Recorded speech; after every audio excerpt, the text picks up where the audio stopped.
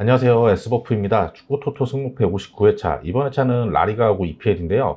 EPL이 지금 코로나 확진에 따라서 좀 흔들리고 있죠. 경기들이 막 취소되기도 해요. 이 확진자 변수를 체크해야 될 것 같습니다. 그리고 라리가는 최근 좀 무승부가 많았었는데 이번 라운드는 어떻게 될지 한번 지금부터 14경기 분석 시작하도록 하겠습니다. 첫 번째 경기는 바르셀로나와 엘체의 경기인데요. 바르셀로나가 주말 오사수나 원정에서 비기면서 최근 챔피언스리그 포함해서 3경기 동안 승리가 없죠. 사비 감독 부임 후에 3-6-1 형태로 이 중원을 두텁게 하며 경기 운영에 힘을 주고는 있는데 아직 경기력이 완벽하게 올라오진 않았어요. 그래도 뭐 여전히 상대 라인을 브레이크하는 능력은 뛰어나죠. 이 뒷공간을 순간적으로 파고드는. 오사수나 상대로는 그 니코의 라인 브레이킹행, 여기에 또 가비의 패스가 정확하게 꽂히면서 앞서 나갔는데, 뭐 덴벨레하고 앞뒤 좌우 측면 돌파와 속도도 좋았는데 중앙에서 마무리하는 능력이 좀 떨어졌죠. 인플레이 상황에서의 수비 밸런스는 굉장히 좋았는데 오사수나한테도 프리킥 세트피스에서 헤딩 실점을 했고, 이 코너킥이 또 이어지는 상황에서 박스 앞에서 중거리골 내주고 말았죠. 엘체는 주말 발렌시아 원정에서 2-1로 패하고 주중 구강컵에서는 1-0으로 승리했죠. 발렌시아 원정에서는 상대 공격적인 운영에 밀리면서 굉장히 어려운 경기였습니다. 상대 중거리골에 먼저 실점하며 끌려갔지만 그래도 코너킥에서 보예가 균형을 맞춰줬었죠. 보예와 페레즈 이 투톱은 역습 전개도 굉장히 뛰어난 모습을 보여줍니다. 상대 공세를 잘 막아내긴 했는데 경기 막판 코너킥 상황에서 이 상대 패턴 플레이 디아카비가 떨궈주는 공에 무너지고 말았죠.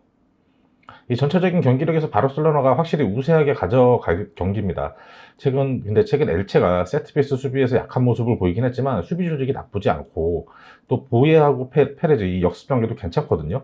바르셀로나가 아직 사비 스타일이 적응이 안 된 상황이고 중앙 공격이 약한 만큼 엘체에게 발목을 잡히면서 무승부 가능성도 좀 있어 보입니다. 이 경기 바르셀로나의 승무 예상합니다. 두 번째 경기는 라요와 알라베스 경기인데요. 라요가 주말 비아레알에게 2-0으로 패했죠. 전력 차이가 있었던 만큼 경기력 자체에서 좀 많이 밀렸습니다. 경기 초반 가르디올라를 향한 이 공격적인 패스로 라요가 공격을 펼치긴 했는데 이 촘촘한 비아레알 수비에 막히면서 아주 결정적인 샷을 만들지 못했습니다. 뭐 19개 슈팅, 7개의 유효슛을 퍼부었는데 이 상대 수비에 막히고 상대 골키퍼를 넘어서긴 힘들었죠. 이 오른쪽 측면에서 팔라존의 돌파와 박스 침투도 굉장히 좋았습니다. 이 코너킥 상황에서의 헤딩 실점과 페널티킥을 내주며 2실점하긴 했는데 수비 밸런스도 라요 그렇게 나쁘지 않았습니다. 이 팔카오의 부상 이탈로 골 결정력이 지금 떨어지고 있는 게 좀 흠이죠. 알라베스는 주말 헤타페와의 경기에서 1-1로 비기고 이어진 주중 구강컵에서는 이 하이리그 팀에게 2-1로 패하면서 탈락했죠. 구강컵은 로테이션을 돌리긴 했지만 좀 충격적인 패배였죠. 전체적으로 수비수들의 기량이 떨어지기 때문에 1대1에 굉장히 취약한 모습입니다. 헤타페 상대로는 후반 막판 상대 헤딩 클리어 미스를 호셀루가 놓치지 않고 동점골로 마무리하긴 했죠. 호셀루의 골 결정력은 굉장히 좋은데 주변 동료들의 이 공격적인 능력이 너무 떨어지고 있습니다. 여기 안 그래도 수비가 취약한 상황인데 이 주전 센터백 루젠이 퇴장 징계로 이번 경기 나올 수가 없는 상황이죠.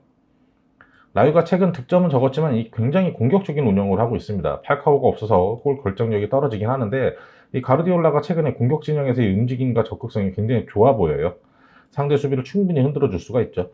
수비력이 약한 알라베스, 더군다나 이 퇴장 징계까지 있죠. 라요가 어렵지 않게 승리를 가져갈 것 같습니다. 이 경기 라요의 승 예상합니다.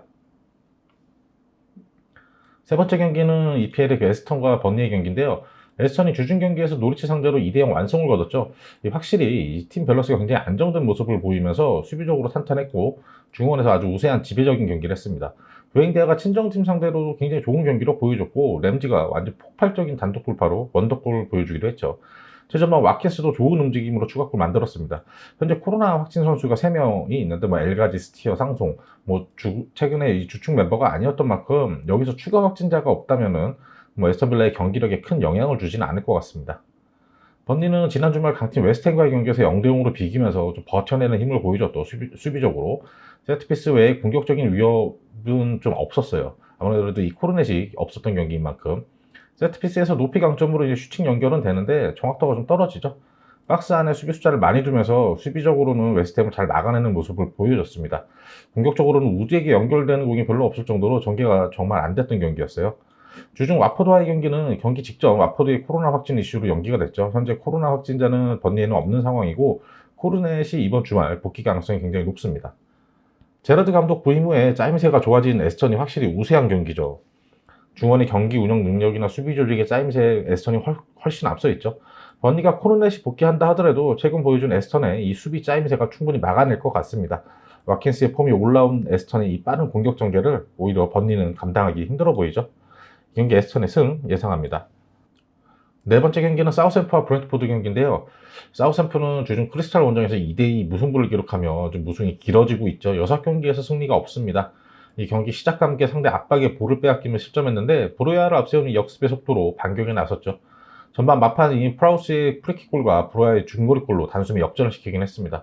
공격적으로 올라서는 상대 3투의 공세에 굉장히 밀려났었죠. 근데 그 박스 안에 수비 숫자를 많이 뒀는데 결국 문전 혼전 상황에서 동점골 내주는 좀 아쉬움이 있었죠.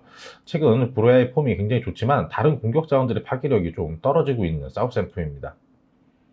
브랜트포드는 주중 맨유와의 경기가 맨유의 코로나 확진으로 연기됐습니다. 주말 와포드와의 경기에서는 2대1로 승리하면서 부진에서 벗어났던 브랜트포드지만 이 토니가 코로나 확진으로 경기에 요즘 못 나오고 있고 그러면서 투톱의 파괴력이 좀 약해졌어요. 웅뱀은 혼자 공격을 이끌기엔 무리죠. 여기에 주축 수비수 그 센터백 피녹도 코로나 확진으로 현재 출전이 어려운 상황이죠. 두 팀 모두 공격 쪽에 약점이 좀 있는 상황입니다. 중원의 짜임새는 사우스햄프가 확실히 앞서 있죠. 프라우스와 로메오 콤비의 장악력이 굉장히 좋아요. 브래드퍼는 코로나 확진으로 공수 주축 선수들이 결장이 예상이 되고 있습니다. 사우스햄프가 홈인 만큼 공격적으로 운영하면서 확실히 우세한 경기를 가져가겠지만 워낙 득점력이 떨어지는 상황이죠. 무승부 가능성도 굉장히 커 보입니다. 사우스햄프의 승, 무 예상합니다. 다섯 번째 경기는 와포드와 크리스탈 경기인데요. 와포드가 주중 버니와의 경기를 앞두고 코로나 확진으로 인해 경기가 연기가 됐죠. 현재 저희가 분석하는 시간 기준으로는 아직 공식적으로 확진 선수가 누구인지는 확인이 안 되고 있는데 버니전을 앞두고 경기에 출전한 스쿼드 구성을 못했던 상황입니다. 코로나 확진 이전에도 부상자들이 꽤 많았던 와포드인 만큼 현재 확실한 위기 상황으로 보여지네요. 크리스탈은 홈에서 사우샘프 상대로 2대2 무승부 거두며 연승에 실패했죠. 이 경기 시작과 함께 자아의 개인기로 손쉽게 앞서러 갔는데 이날 왼쪽에서 자아의 폼이 굉장히 좋았지만 연결되는 크로스를 이 에두아르가 중앙에서 마무리하지 못하면서 달아날 기회를 놓쳤습니다. 이 프리킥과 중거리 슛에 연달아 실점하며 흐름을 내줬는데 후반 초반 아유의 골로 균형을 맞췄죠. 중원에서 슈스의 압박과 수비적인 역할을 잘 소화하면서 메가스의 공백을 잘 대처해 줬습니다. 와포드가 코로나 부상 이슈가 없다고 하더라도 이게 정상 전력으로 나와도 크리스탈 쪽으로 좀 기우는 경기력이죠. 크리스탈이 최근 부진을 털고 중원에서 슈스의 안정적인 밸런스 유지를 바탕으로 갤러거의 공격적인 경기력이 올라온 만큼 이번 경기는 어렵지 않게 크리스탈이 가져갈 것 같네요. 와포드의 패 예상합니다. 여섯 번째 경기는 웨스트햄과 노리치의 경기입니다. 웨스트햄이 주중 아스날 원정에서도 2대0으로 패하면서 유로파 포함해서 3경기 무득점의 부진입니다. 아스날 상대로는 전체적인 경기 운영에서 밀리면서 공격적인 작업조차 좀 어려웠죠. 뭐 란지니, 포나스, 보엠, 벤나만 이런 이선 자원들의 공격적인 가세가 굉장히 좋긴 한데 슈팅 정확도가 좀 떨어졌습니다. 후반 상대 침투 플레이 결국 실점하면서 무너지고 말았죠. 그 오른쪽 풀백 그 쿠팔이 경고 누적 퇴장으로 후반 수정 열세로 또 어려운 경기를 했습니다. 그래도 이 파비안스키 골키퍼가 페널티킥을 선방하면서 대량 실점을 막아냈죠. 쿠팔의 퇴장 결정은 존슨의 대체가 예상이 되고 있고 이번 경기에는 아무래도 레프트백 그 크레스웰의 복귀도 예상이 되고 있는 웨스트햄입니다. 노리치는 주중 에스턴에게도 패하면서 3연패 5경기 무승부진이죠. 이 상대의 짜임새 있는 중원 운영에 어려움을 겪었어요. 공격 짜임새가 워낙 부족한 노리치인 만큼 위협적인 그림도 잘 못 만들었죠. 에스턴에게 밀리면서 전체적으로 수비적으로 좀 물렸던 그런 경기입니다. 상대 압박의 강도를 이겨내지 못했어요. 최근 팀 내 코로나 확진자가 4명이나 발생했는데 뭐 조슈아 외에는 거의 비주전 선수들이었던 만큼 경기력에 큰 영향을 주지는 않을 것 같습니다. 웨스트햄이 확실한 위기였죠. 상위권 팀들과의 경기에서 중원 운영이 밀리고 주도권 내주면서 어려운 경기를 했어요. 하위권 팀들 상대로는 공격적인 운영을 했는데 요즘 이상하리 골 결정력이 떨어지고 있습니다. 안토니와 이선의 공격적인 운영력은 굉장히 건재한 만큼 이 수비력이 굉장히 약한 노리치 상대로는 부진을 만회하는 그런 공격력을 좀 기대해 보고 있습니다. 웨스트햄의 승 예상합니다. 일곱 번째 경기는 레알 소시에다와 비아레알 경기인데요. 소시에다가 주말 베티스에게 4대0 완패를 당했죠. 최근 리그 3연패의 부진입니다. 에스파뇰, 레알 마드리드, 베티스에게 연패를 당했죠. 베티스의 강한 전방 압박이 빌드업에 굉장히 어려움을 겪었던 소시에다입니다. 경기 초반 레미노 골키퍼가 완전한 판단 미스로 골문을 비우고 나왔다가 한 골을 그냥 헌납했고 후반 들어서 오른쪽 측면 수비가 무너지면서 연달아 실점했죠. 오야르자발의 날카로움은 괜찮았는데 나머지 공격 자원들의 몸이 좀 무거워 보였습니다. 특히 이삭. 주중 구강컵에서는 로테이션을 돌리긴 했지만 유로파 병행하면서 선수들이 전체적인 체력적으로 어려움이 보이는 그런 소시에다입니다. 비아레알은 주말 라요와의 경기에서 2대0 완승을 거뒀죠. 챔스 아탈란타 원정 승리에 이어서 구강컵까지 오랜만에 3연승입니다. 라요의 공격적인 운영에 수세적으로 좀 밀리긴 했는데 원체 수비 밸런스가 좋았던 만큼 잘 막아냈죠. 수비적으로 잘 막아내면서 공세 시에는 모레노의 운영을 통해서 날카로운 모습 보여줬습니다. 코너킥 상황에서 센터백 맨디의 헤딩골로 앞서갔고 모레노가 순간적인 움직임으로 돌파하면서 페널티킥 얻어내서 직접 성공시켰죠. 2대0으로 승리했습니다. 맨디, 토레스 이 두 센터백의 코너킥 공격 가담이 굉장히 위협적입니다. 소시에다는 최근 경기력이 떨어지면서 연패인데요. 전체적으로 선수들의 몸이 좀 무거워 보입니다. 모레노의 부상으로 어려운 시기를 보냈던 비아레알은 최근 경기력이 살아나고 있죠. 두 팀 모두 일정 수준 이상의 경기력을 보여주는 만큼 팽팽한 경기가 되겠는데 수비 밸런스가 아무래도 비아레알이 좀 더 좋은 만큼 비아레알이 우세할 것 같습니다. 모레노의 또 결정적인 한 방도 있죠. 팽팽한 경기일 만큼 무승부 가능성도 커 보이죠. 소시에다의 무패 예상합니다. 여덟 번째 경기는 리즈와 아스널 경기인데요. 리즈가 주말 첼시에게 선전하면서 2대3으로 아쉬운 패배를 기록했는데 주중 맨시티에게는 무려 7실점 하면서 무너졌죠. 저는 리즈가 어느 정도 중원 압박으로 버텨낼 줄 알았는데 완전히 무너지고 말았습니다. 개막전 맨유전에서 5실점 이후에 최다 실점 경기였죠. 상대 미드필드 플레이에 제대로 저항 한번 못해보고 무너졌습니다. 상대의 강한 전방 압박에 빌드업 미스도 많았고 좀처럼 하프라인을 넘어서지는 못하며 이 전력 차이를 완전히 실감했죠. 상대의 개인 기량이 굉장히 뛰어난데 수비를 좀 지키는 수비가 아니라 덤비는 수비를 하다가 그냥 그대로 벗겨지면서 무너졌습니다.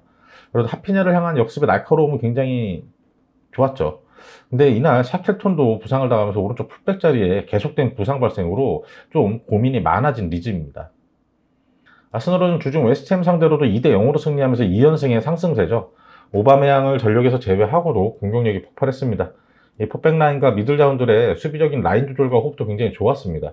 오른쪽에서 사카이 폼이 굉장히 좋았고 이 선에서 마르티넬리는 박스 안으로 들어오면서 공격적으로 운영을 했죠. 마르티넬리는 상대 센터백 사이를 침투하면서 결승골을 뽑아내기도 했습니다. 라카제트도 침투 플레이로 PK를 얻어내긴 했는데 상대 골키퍼 선방에 막히고 말았죠. 이 부상에서 복귀한 스미스로우가 화려한 복귀 신고골도 기록했습니다. 리즈가 부상과 경고 누적 징계로 측면 수비에 어려움이 굉장히 많죠. 날카로운 아스날의 측면 공세를 감당하기 버거운 경기가 될 것 같습니다. 전체적으로 부상자가 좀 많은 리즈, 확실히 위기 상황이죠. 상승세의 아스날 경기력을 감당하기엔 좀 벅차 보입니다. 리즈의 패 예상합니다. 아홉 번째 경기는 세비야와 에이티 마드리드 경기인데요. 세비야가 주말 빌바오 원정에서 정말 가까스로 1대0으로 승리했죠. 이어진 구강컵에서는 하이리그 팀 상대로 연장까지 가는 끝에 승부차기로 또 간신히 승리했어요. 빌바오와 경기에서도 상대에게 주도권 넘겨주면서 어려운 경기 끝에 이 델라이니의 중거리골 한 방으로 이겼죠. 이 슈팅 하나가 유일한 유효 슈팅이었을 정도로 부진했어요. 전체적으로 부상자가 많고 챔피언스리그까지 병행하면서 이 선수들의 폼이 굉장히 많이 떨어진 상황입니다. 에이티 마드리드는 주말 레알 마드리드 원정에서 2대0으로 패하면서 리그 2연패죠. 상대 전력이 강했던 만큼 주도권을 내주고 역습 위주로 반격이 나섰지만 마무리 슈팅이 잘 안 됐습니다. 수아레즈 대신 선발 출전한 쿤야의 활동량은 좋았는데 이 슈팅의 정확도가 좀 부족했죠. 수비 숫자가 많고 수비 조직력이 좋았지만 이 상대 벤제마의 개인 기량이 무너지고 말았죠. 역습 수비 대처도 잘 했었는데 마지막에 한 상대 방향 전환 패스를 대처 못하면서 추가 실점했어요. 최근 주앙 펠릭스의 폼이 굉장히 좋고 수아레즈도 큰 부상이 아니었던 만큼 이 공격력이 살아날 그런 기대감이 있습니다. 세비야가 확실히 위기죠. 부상자가 많고 경기 수가 많아지면서 전체적인 경기력이 떨어지는 모습이에요. 주중 구강컵도 하이리그 팀 상대로 연장까지 치러야 했죠. 반면 에이티 마드리드는 수아레즈도 다행히 큰 부상이 아니어서 경기에 복귀했고 주앙 펠릭스의 패스 플레이가 굉장히 날카롭게 살아나고 있어요. 두 팀 모두 수비 밸런스가 좋은 만큼 무승부 가능성도 커 보이긴 하는데 에이티 마드리드의 그 특유의 날카로운 역습 패턴이 충분히 나올 수 있는, 먹힐 수 있는 그런 경기죠. 세비야의 무패 예상합니다. 열 번째 경기는 그라나다와 마요르카의 경기인데요. 그라나다가 주말 카디즈 원정에서 1대1로 비기면서 리그 3경기 무패죠. 최근 최전방 투톱 루이스 수아레즈와 몰리나의 공격력이 굉장히 좋습니다. 아마 수아레즈는 돌파는 굉장히 매섭게 들어가고 왼발도 날카로운데 이 슈팅 정확도가 아무래도 좀 왼쪽 사이드에 치우쳐서 하다 보니까 골문으로 들어가는 경우가 별로 없죠. 몰리나는 노련한 플레이를 보이긴 하는데 아무래도 한국 나이로 40살, 굉장히 노세한 선수죠. 활동량과 기동성에서는 확실히 한계가 있습니다. 최근 하위권 팀들 상대로는 안정감을 보였지만 이 수비 라인의 기량도 굉장히 떨어지는 상황이죠. 마요르카가 주말 셀타비고 상대로 0대0 무승부를 거뒀죠. 굉장히 공격적인 운영을 선호하고 있지만 아무래도 이 주니올의 부상, 그다음에 앙헬의 노세어로 최전방 마무리 능력이 좀 떨어지는 상황입니다. 셀타와의 경기에서는 경기장에 굉장히 강한 바람이 불면서 공이 궤적이 막 너클볼처럼 막 변하고 뭐 정상적인 경기 운영이 힘든 그런 상황이었죠. 이강인은 이 선에서 확실히 공격적인 플레이가 굉장히 돋보이고 이강인의 왼발을 앞세운 마요르카의 세트피스 굉장히 위력적입니다. 그러나다가 최근 리그에서 경기력이 괜찮았지만 하위권 팀들 상대였죠. 공격에 마침표를 찍어줄 몰리나의 나이를 감안하면 체력 안배도 필요해요. 중간중간 이렇게 로테이션을 해줬었죠. 마요르카도 확실히 중앙 공격에 약점이 있죠. 다만 확실히 세트피스 공격 강점이 있고 후반 교체에 출전하는 조커들의 뒷공간 침투의 강점도 있습니다. 이 경기 무승부 가능성이 굉장히 커 보이는데 아무래도 후반 마요르카의 역습 한 방으로 조금 더 우세한 경기, 그런 경기가 예상이 되네요. 그러나다의 무패 예상합니다. 11번째 경기는 울버햄튼과 첼시의 경기입니다. 울버햄튼이 주중 브라이튼 원정에서 힘든 경기 끝에 1대0으로 승리했죠. 히메네스가 퇴장 징계로 나서지 못한 상황에서 이 황희찬마저 전반 초반 햄스트링 올라오면서 부상 교체되면서 흐름이 굉장히 안 좋았어요. 상대의 중원 운영에 밀리면서 좀 어려운 경기였죠. 주축 공격 자원들이 빠지면서 이 공격의 짜임새도 좀 부족했습니다. 이 코너킥이 이어지는 상황에서 사이스의 골로 어렵게 승리했죠. 왼쪽 측면에 아인노리도 부상으로 당분간 출전이 어려운 상황에서 황희찬도 햄스트링 부상으로 출전이 불투명한 그런 울버햄튼입니다. 이 왼쪽 라인이 그럼 붕괴가 되는 거예요. 첼시는 주말 리즈와의 경기에서 어려운 경기를 치렀죠. 부상자가 많았던 만큼 리즈의 압박에 고전했는데 조르징요가 페널티킥 2개로 승리를 거뒀죠. 그나마 다행인 것은 부상자들의 복귀 소식이죠. 캉테와 찰로바는 주중 에버턴전을 통해서 복귀가 예상되고 있습니다. 중원과 수비 라인의 짜임새가 굉장히 견고해질 첼시죠. 첼시가 아직 주중 에버턴전을 치르기 전입니다. 저희가 분석하는 시점에. 그 경기랑 상관없이 울버햄튼 상대로는 우세한 경기를 가져갈 것 같아요. 울버햄튼의 주축 선수들의 부상 결장 출혈이 굉장히 큽니다. 캉테가 복귀하는 만큼 첼시가 중원에서 확실한 장악력을 가지고 공수 밸런스가 자리를 잡을 만큼 유리한 경기를 가져가겠죠. 울버햄튼의 패 예상합니다.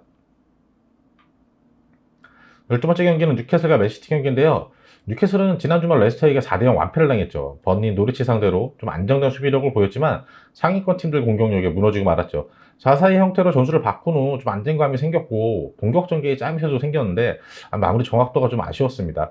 전반은 페널티킥 실점 하나로 막아내긴 했는데 후반 수비 뒷공간이 연이어 무너지면서 상대에게 대량 실점하고 말았죠. 상대 역습 전개를 전혀 저지하지 못하면서 수비적인 허점을 좀 보였던 뉴캐슬입니다. 맨시티는 주말 울버햄튼전에서 공격력에 비해 저조한 득점으로 우려스러웠는데 주중 리즈 상대로 무려 7골을 폭발시키며 완승을 거뒀죠. 데브라이너가 2골을 기록했고 그릴리시도 오랜만에 골맛을 봤습니다.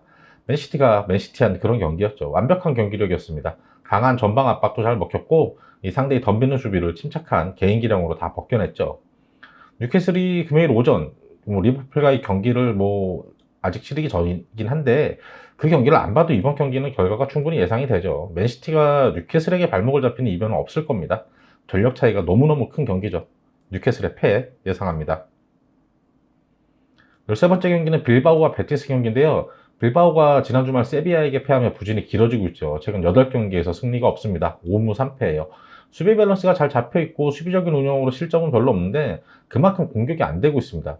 17경기를 치르는 동안 12실점으로 최소 실점 2위인데 득점은 13골에 그치고 있어요. 이게 하위권 강등권의 알라베스랑 함께 최소 득점이죠. 굉장히 심각한 상황입니다.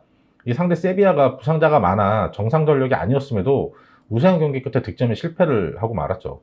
공격적인 전개와 마무리가 너무 미흡한 그런 빌바오죠.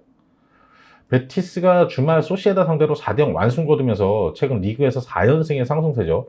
특히 최근 바르셀로나, 소시에다 이런 강팀 상대로 연승입니다. 경기 초반부터 2선에 위치한 후나미, 페키르, 카날레스 이런 선수들의 전방 압박이 굉장히 좋았죠. 경기 초반 상대 골키퍼의 판단 미스로 빈 골문에 손쉽게 선제골을 넣었고 후반 왼쪽 풀백 모레노의 오버래핑으로 후나미가 추가골을 기록했죠. 그 이후에 또 페키르의 추가골과 모레노의 쐐기골까지 상대 수비를 완전히 흔들어 놨습니다. 수비 라인에서 간혹 라인을 밀고 올라오다가 뒷공간 내주는 실수가 나오긴 한 게 약간의 약점이 있죠. 최전방 호세는 득점을 욕심부리기보다는 동료들에게 공간을 내주고 패스를 내주는 2차적인 플레이도 굉장히 좋습니다. 하프라인 부분까지 내려와서 공을 잡아서 연계해주는 플레이도 자주 보여주죠. 빌바오가 어지간하면 패하지 않는 경기력을 보여주면서 수비적인 완성도는 굉장히 높지만 최근 베티스의 공격력이 심상치가 않죠. 특히 호세의 이타적인 플레이와 호세가 끌고 나온 공간을 파고드는 이 후나미의 침투력 굉장히 위력적이죠. 빌바오가 베티스의 공세를 막아내기에는 굉장히 벅차 보이는 그런 경기입니다. 이 경기 빌바오의 패 예상합니다. 14번째 경기는 헤타페와 오사수나의 경기인데요. 헤타페가 주말 알라베스 원정에서 1대1로 비기며 최근 리그 3연속 무승부죠. 마요르카, 빌바오, 알라베스 상대로 3연무입니다. 하위권 팀들 상대로는 수비 밸런스가 안정되고 있지만 여전히 공격력이 허점이 있죠. 에네스 우날이 알라베스 상대로도 골을 터뜨리며 최근 폼이 올라오는 모습을 보여주고는 있지만 아직 파괴력이 좀 떨어집니다. 리그 3경기에서 최근 단 한 골밖에 없어요. 중원에서 아란발이 공격적인 운영도 최근 좋아지고 있긴 합니다. 오사수나는 주말 바르셀로나 원정에서 2대2 무승부거든요. 최근 3경기 연속 무승부죠. 5-4-1 형태의 수비적인 전술을 바탕으로 키케 가르시아의 그 역습에 기대를 걸지만 가르시아의 활약이 좀 기대에 못 미치고 있죠. 수비 라인이 숫자를 많이 두지만 사이 공간과 이 뒷공간 내주는 실수가 좀 많이 나옵니다. 공격 역시 그 공격수들의 부진으로 확실한 결정력이 떨어지고 있죠. 이 센터백 다비드 가르시아가 세트피스 득점 3골로 이게 팀 내 최다 득점입니다. 두 팀 모두 수비력이 떨어지는 상황이고 공격의 짜임새도 크게 좋은 상황은 아닙니다. 다만 최근 헤타페의 경기력이 서서히 올라오고 있는 기세고 중원에서 아란바리의 경기 운영이 좀 살아나고 있습니다. 우날도 확실히 컨디션은 살아나고 있어요. 오사수나에 비해서 경기 내용적으로 앞서 있는 헤타페입니다. 홈에서 헤타페가 승리할 가능성이 커 보이긴 한데 두 팀 모두 득점력이 저조한 만큼 무승부 가능성도 커 보이죠. 헤타페의 승무 예상합니다.